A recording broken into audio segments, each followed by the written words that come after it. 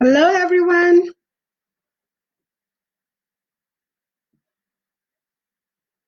Welcome to Wealth Conversations with Anne Gaitha. I'll wait a few minutes to see how people are logging in. So if you're online, please comment so that I know that you're there and we can start as soon as possible.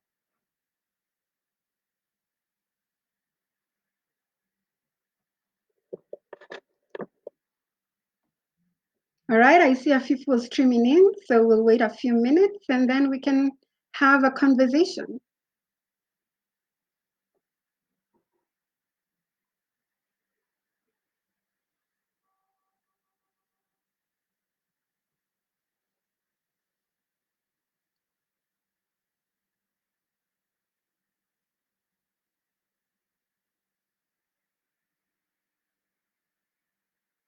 Hello, everyone. Welcome to the Wealth Conversations with Anne Gaitha. I'm just waiting for a few more people to show up and then we can start the conversation. All right.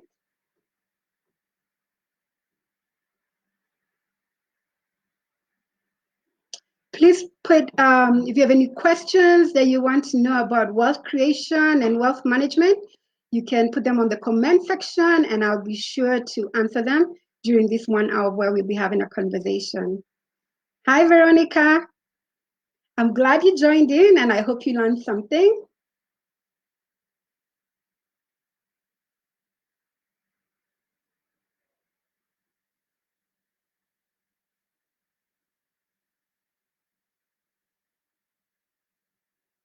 All right, Diana, thank you for joining in. Yes, and I'm glad you can hear me. I'm just waiting for a few people to stream in and then we can start our wealth conversation.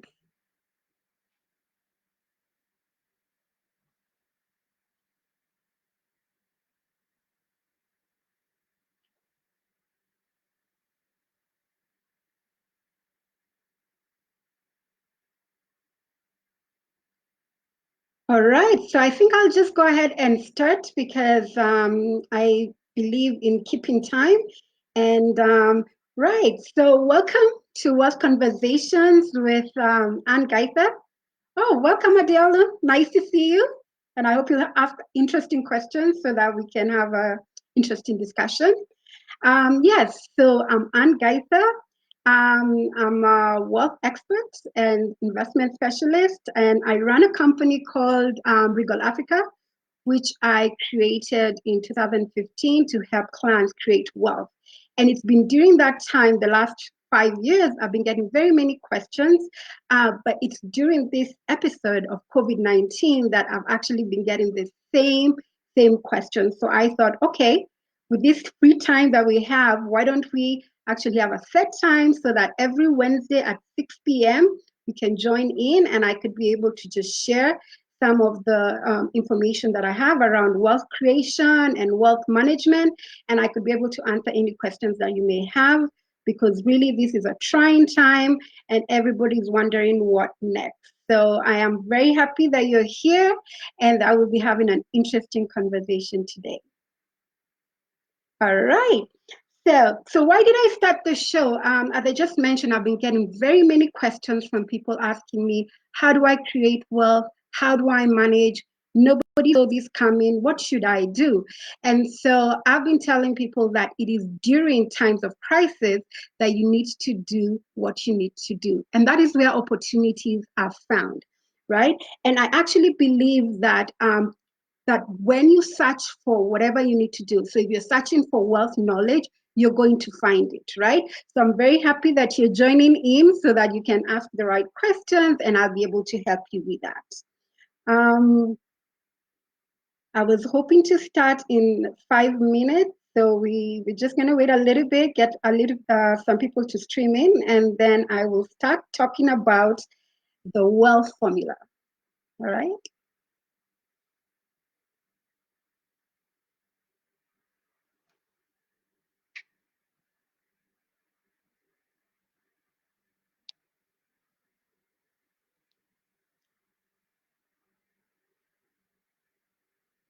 For those who's just joined us, if you have any questions or comments, please post them on the comment section. I'll be happy to answer any of your questions and be able to help you in whatever situation that you're in. And like I said, answer any questions around wealth creation and wealth management. All right. Right. Thank you for joining. So, what is the wealth formula? The wealth formula is what I found out is the secret of the wealth. It's just 3 steps. So, what do the wealthy people do that we do differently, especially in times of crisis like this? What is it that they have done, or what is their intention going in the future that they plan to do? And so, for me, the first thing that I want to talk to you guys today about is really about the wealth mindset.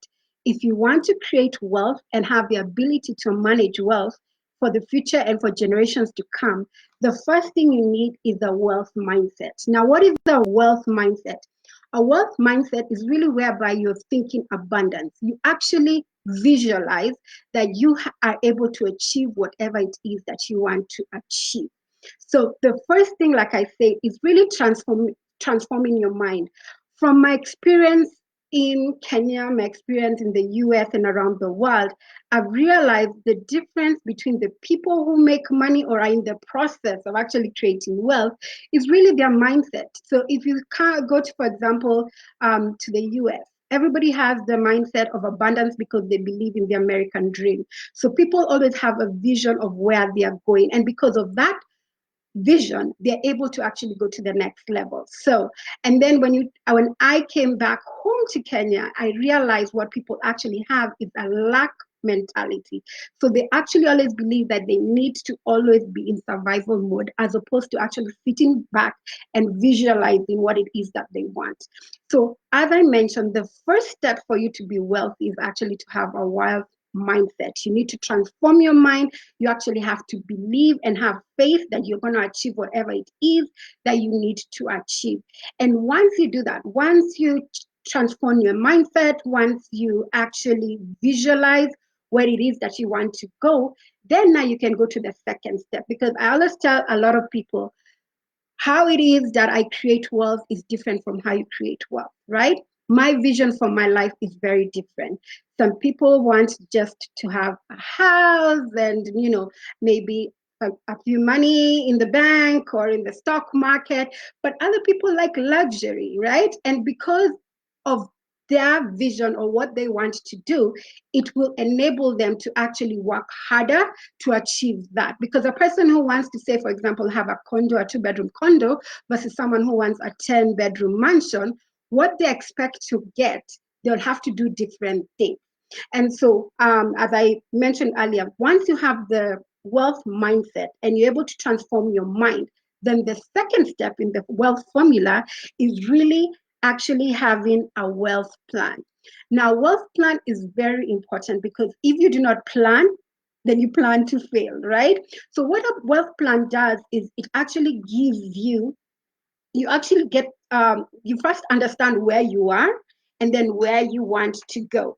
So for us for me, what I do, and I talk to my clients, I'm always saying, okay, where are you, where do you want to go? And then we set up a plan. In that plan, we actually take 8 steps. Those 8 steps actually range all the way from, first of all, understanding your financial net worth. For you to be wealthy, you actually have to have a positive net worth. I always tell people that being wealthy and being rich are 2 different things. So for people, when they come to me and they say, I want to be rich in 6 months, I tell them, okay, I'm not the right person for you. What I can do is teach you how to be wealthy, not how to be rich. Because being rich just means you have money to spend, you're spending, you're probably making a lot more income than other people. But from my experience from Nairobi, from Los Angeles, Shanghai, there's so many rich people and they're not wealthy. And the reason they're not wealthy is if they lost their job that day, they would not be able to survive, because even though they have high income and maybe they have assets, there are very many liabilities. So the first step when you're doing the 8 step process of the wealth planning, then you will need to first be able to say, okay, what is my financial net worth, and have a plan to make sure that you have a positive financial net worth, which means that you need to have more assets than liabilities. What assets are? Assets are things that you own, right? So maybe you own a house, maybe you own you have money in with fund managers like a money market fund, maybe you have money in the bank, maybe you have pieces of land, you have jewelry, art, just anything that you could be able to liquidate that will be able to get you cash. That is an asset. So you always want to be growing your assets, continuously growing your assets.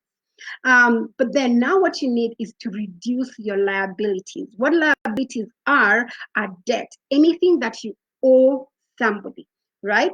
So if you owe somebody, say for example, you have a mortgage, maybe you have an auto loan, you owe money to a SACCO, you owe money to a Shylock, whoever you owe money to, that is a liability. So for you to be wealthy, you need to actually have a plan in place to ensure you're increasing your assets and reducing your liabilities. And it's an eight-step process. Like I mentioned, first we start off with your financial network.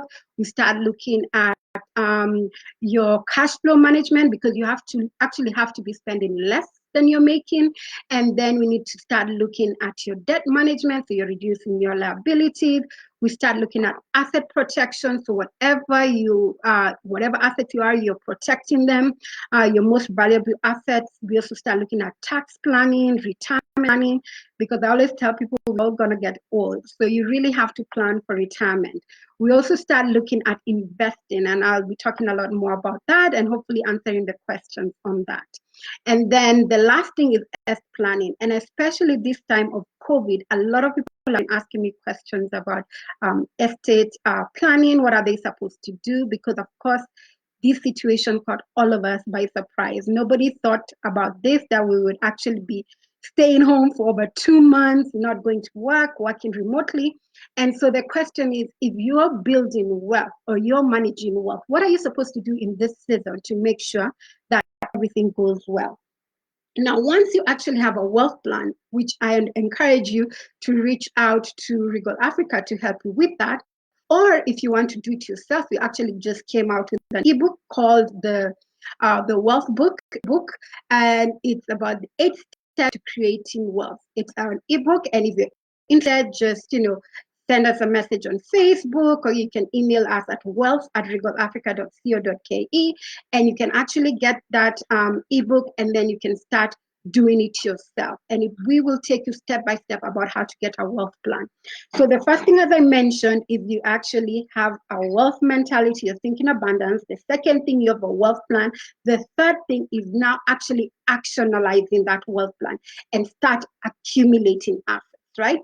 So for you to be wealthy and to be wealthy sustainably, you need to accumulate assets. And when you're accumulating assets, you actually have to have a diversified portfolio.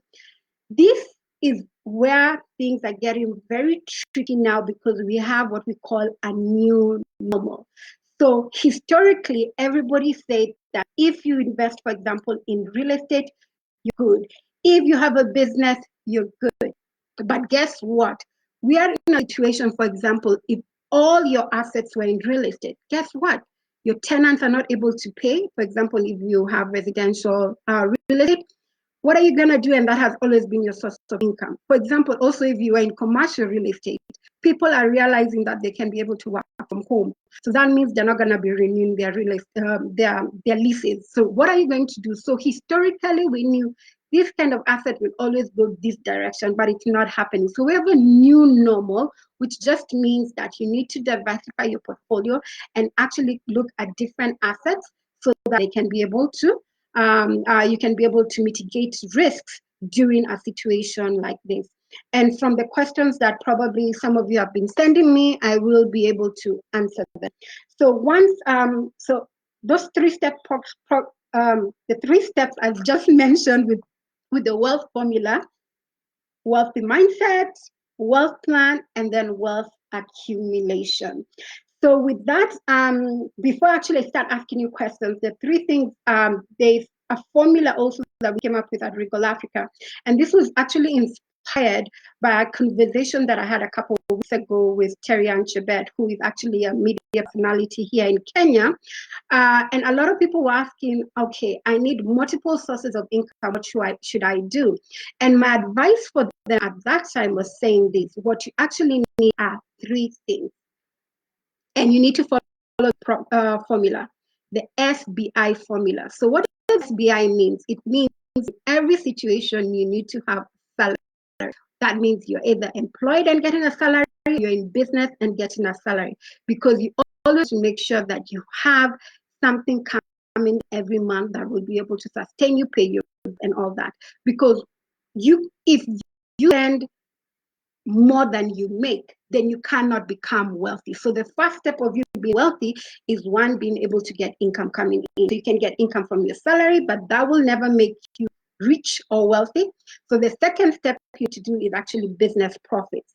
Now, business profits just means that whatever business that you're in, whether it's a full-time business or a part-time business, you actually have to be making business profits, which means the revenue you're making, you need to actually have less expenses in the business. So then now you actually have profits that you can then use. And then the third thing is investment. Investment is key for you to have to be wealthy when you're creating wealth. And investments, they're actually active investments and they're passive investments. The wealthy of the wealthy all have passive investment. It means even while they're sleeping, they're making money, right? And that is where you want to be, because you want to get more and more passive income, so that even when something happens to you, you pass away, you get sick, and you don't have to work, then money keeps growing and growing. And then now you're able to then transition those assets you've been accumulating to the generations that will come by. The way and the day you will know that you're wealthy is if you have enough to spend for your lifetime and for 4 generations to come. So in these conversations we'll be having here, the Wealth Conversations with Anne Gaitha, will continue just reviewing these things and saying, you know what do I need to do to make sure I'm in a position that the generations that come afterwards will actually have wealth. So with that, I'll go ahead and start answering some questions. We have about 40 minutes. And I would appreciate you writing those questions on the comments, and I can answer them. And yeah, and we can go, and I would really like to have an interactive session. And as you are writing your questions, I do have some questions that were sent out earlier, because I did let people know that today was the first day we were launching, so I'm very, very excited. So I was actually sent 12 questions. So what I will do is just,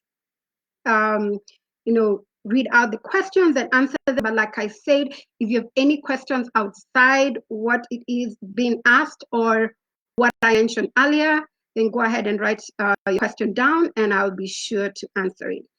So the first question that I got here was, how can a person start creating wealth during this corona crisis? Okay, that's an interesting question. So what should a person start doing? I think because of the crisis that they're in, the first thing I would advise everyone to do as they plan to create wealth is actually understand the situation that they are in.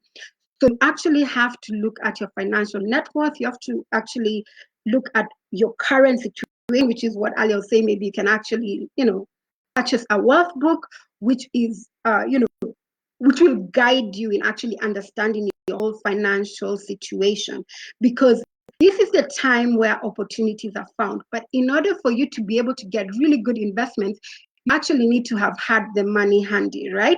There are things right now people are making money in because there are very many people who want to sell certain assets because they need money. And because they need money, you actually buy it really cheap. For example, in the stock market, the prices have really gone down because people are actually selling, and they're selling for either they are panicking because of the crisis, or because most people don't know what the future is. So a lot of people are saying, you know what, I really want to sell my shares. So guess what? Now the valuation of those shares is actually, these shares are under. So maybe this is a time where you're saying, okay, should I buy should I be in the stock market, right? Regardless whether you're investing in the NSE here or in the New York Stock Exchange, it doesn't matter where you are in the world. What you want to be saying is, can I look in the stock market? Real estate market is also a good place to be in. A lot of people are saying, I need cash. We need cash. And they want to liquidate their assets, their land, their house. Guess what? You can actually get really good deals now. So depending on your situation, this is a time where you can actually find assets which are low valued, which would appreciate in the run. So the people who are looking to create wealth need to be looking at a long time horizon. It's not something that you buy an asset today and you'll make money in a year, in 2 years. No, you have to think long term, and that is where the value get. And there are very many different asset classes that you can get, and I advise you to speak to a wealth advisor anywhere or even at Regal Africa, and we can actually look at your particular situation and help you that. The second question we have here is, I no longer have a job. Should I start a business or save my money? I no longer have a job. Should I start a business or save my money? Okay. Well, so from that question, it looks like either the person just got laid off or something happened. So they're trying to figure out what next. And this is actually the situation with a lot of people. They're wondering what next. What I would say is, before you rush into starting a business, you actually have to look at the situation that you're in. You have to look at the kind of industry that you're in or the kind of job that you are doing and say, is this career that I have, am I able to get a job quickly, or am I able to work remotely?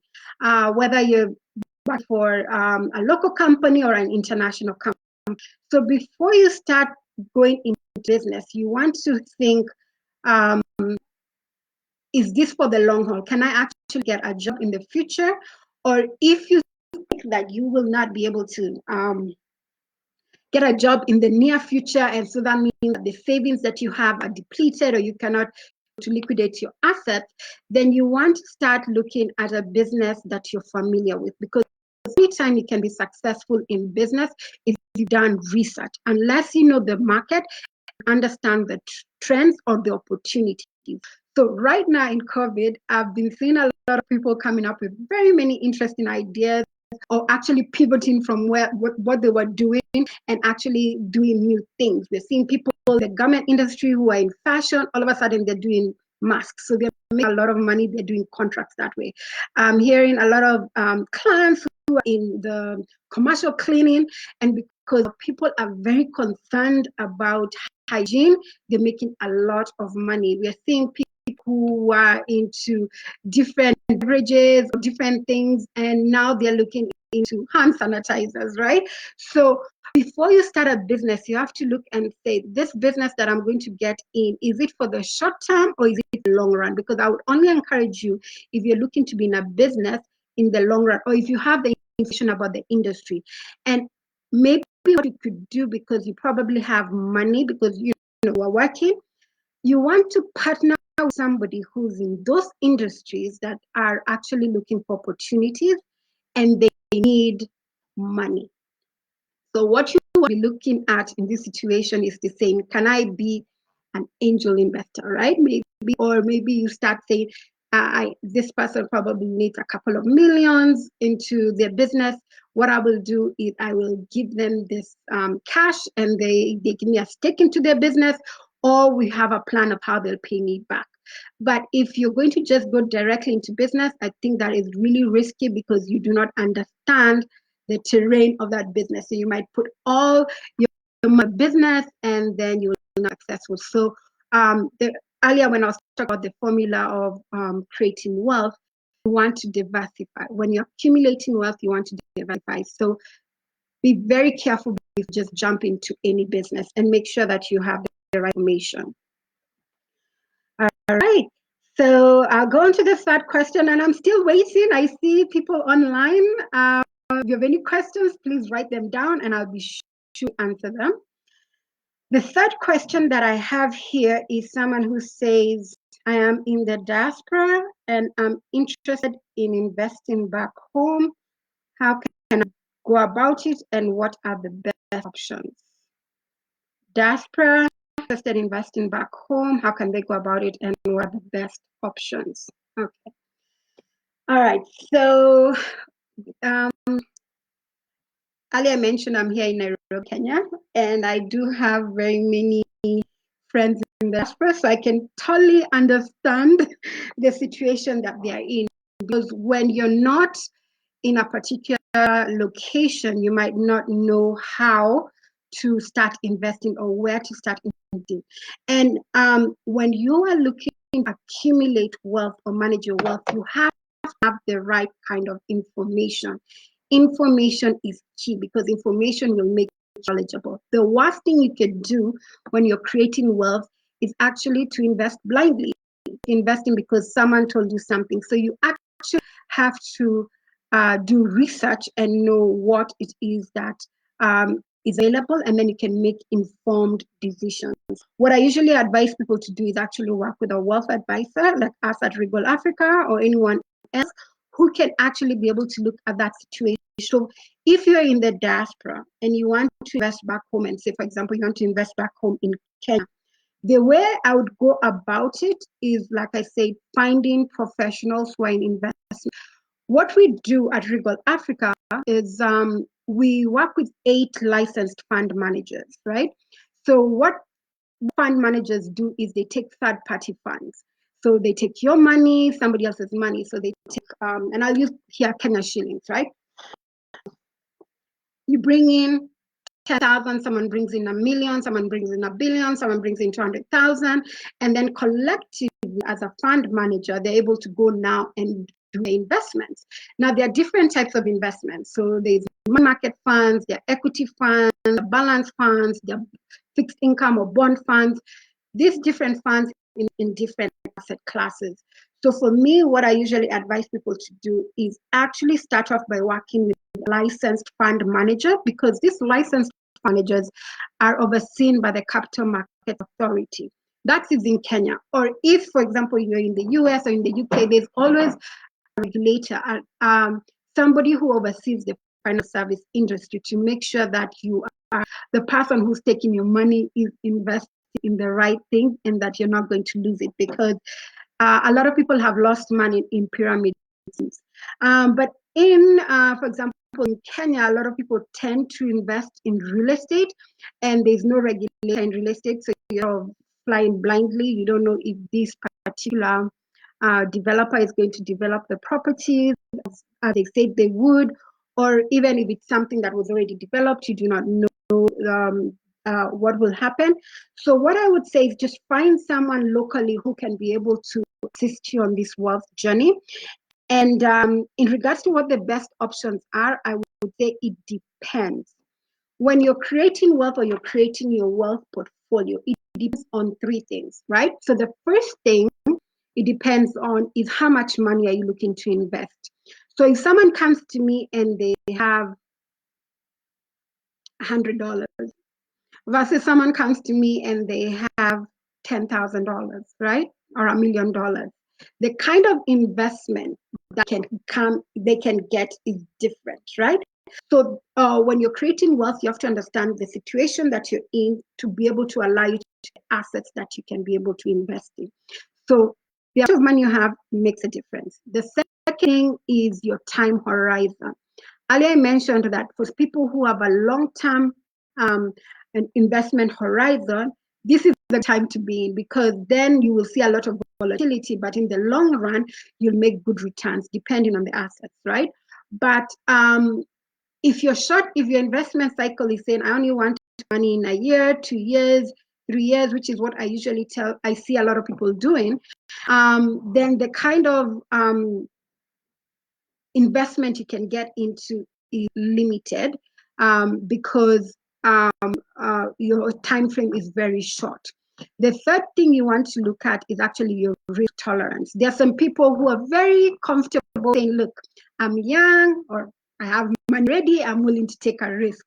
For those people who are willing to take a risk, the type of investment they can go into can get them really, really, really returns, but then they also lose it, right? But people who are conservative, then they want to be able to, most people come to me and say, I do not want to lose money. If you don't want to lose money, then there are different asset classes you can invest in, but you will get good returns. For example, here in Kenya, you can get, 9 and 12% or even higher per annum in assets that you will not lose money in, right? But guess what? Actually put your money in different asset classes that you can get really good returns, but the risk is also very, very high. Right now, because of what's going on in with the crisis, and also I think other things that have been going on in the world or happening in the world, especially for example here in Kenya, we have a lot of people who are in the digital money lending space. A lot of these digital money lending companies have internal investors who are putting money collectively, and then they are lending out to people who just need who do micro lending.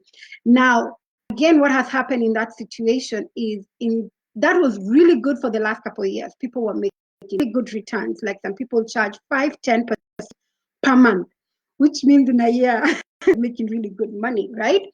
Now that was a investment, but then right now what is happening is anyone who's doing digital lending, there are certain restrictions that are happening, and those restrictions just mean that the person who was making that money before in lending will not make the same amount of money because of the restrictions. So the reason I was bringing that up is to say that that when you're looking at these different asset classes, sometimes it might work for you today, it might not work for you tomorrow. In your wealth journey, you want to work with a wealth advisor who will work with you and tell you, you know what, this is what's happening in the world, right? This is what's happening in this situation. This worked in the past, but we need to review your portfolio and liquidate or sell off some of these assets and then take on new assets that will be able to make you money. And as you're making money, then guess what? You're creating wealth. You're creating wealth. You're creating wealth. And that is called wealth accumulation. So I answered that questions about you in the diaspora. You can reach us out, like I say, to Regal Africa, and we will be glad to assist you. So the first question, someone says here, my family relies on me to provide many things as I am the one who makes money. How can I start to invest? Okay. Again, a lot of these questions just seem very familiar. Probably it must be someone in African setting because, in Africa, we're all about family, right? It's very different internationally. We're just about you or your nuclear family. But in Africa, it's all about your extended family. So for this person who says that they're the one who make money in the family, so everyone is always relying on them, which means if they're always dishing out money to help people, then they're never able to save and invest. This is a bit tricky because I think that's where you want to balance relations. In this season, I've been telling people that when you're talking about creation and wealth management, you want to look at the family wealth, you want to look at relationships in the family, and then you need to think of family legacy. I think this ties with family relations, right? So I think this is the time you need to be having conversations with family members and say, I want to help you. Yes, I know I make more money than you, but guess what? I'm also in a situation whereby I'm also building my wealth. I can help where I need to help you, but I also have to help myself. So I think if you have conversations with people and they understand where you're coming from, that you're not saying no just for the sake of saying no, but you're saying, look, I also have to take care of me, then now you can just be able to actually budget it out in your when you're doing your cash management, your budget. You can be able to say, you know what, maybe I can give away 10% of my income, right? And if you do that, then you know that this is an amount of money I can give away. This of my money I also want to save and invest. And if you do that and you're very clear and you're firm that this is what I need to do to help yourself and also help them, then I think things will work out in the long run, because there's nothing as giving everything and not creating wealth for yourself and your family, then a crisis like this happens and then there's no one to help you. And I always say this, you cannot give from an empty cup, right? Cannot give from an empty cup. If you have nothing to give, you cannot give.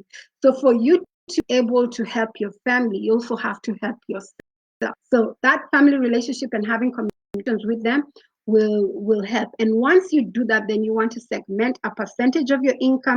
Now do philanthropic things like your family, church, neighborhood, community, and you also have to think about you and your family. All right. The other question says trust skills. What skills I need in the new economy?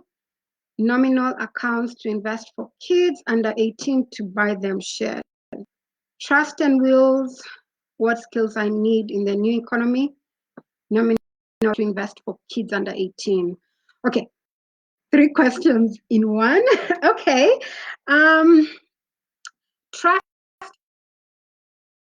is very important. Earlier when I was talking about wealth planning, which is the second step after you when you've now changed your mindset and say, you know what, I can make some money, I can become wealthy, and I will make enough wealth for generations to come. Out of those things that we do is called estate planning. And in this space, you really want to work with your lawyer and your legal advisors because there are different tools that you can do when you're estate planning. And one of them is trust, and the other one is wills, and they're different things like companies. There are different ways to structure your wealth. The easiest for me is always a will. It's very simple, and depending on what jurisdiction you are in USA, you're in Asia, there's always for are recognized by the law. Because what a will does, it's you actually state, these are my assets and this is how I would like it divided when and this is very of family relations, family keeping wealth, and family legacy. Because I have, in my experience, a lot of people would pass away. They don't have a will in place, and then the money goes into state, and then there are people fighting who's going to be the administrator of the estate. And for me, the only people who make recommendation are the lawyers and the state, right?